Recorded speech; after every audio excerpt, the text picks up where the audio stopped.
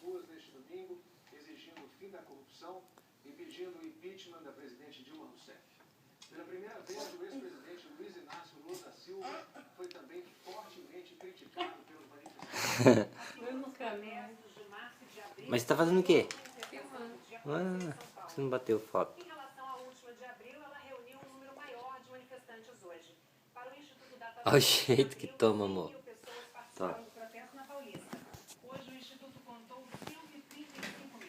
Para a Polícia Militar, o número foi de 275 mil em abril e de 350 mil agora.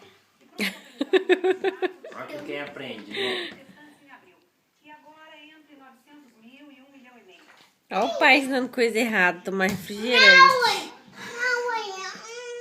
Em março, a Datafolha contou 210 mil pessoas na Paulista. Os organizadores Seus drogados. Neste domingo, tanto em São Paulo quanto Viciado. Tá cachaça aí dentro, Nicolas.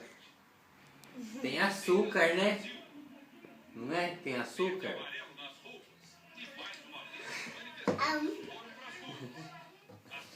Bebezinho não toma refrigerante, não. Você não é bebezinho?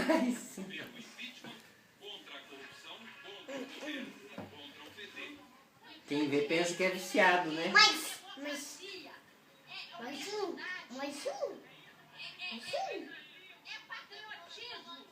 Nas mãos dos manifestantes, muitas panelas fazendo barulho contra a presidente Dilma.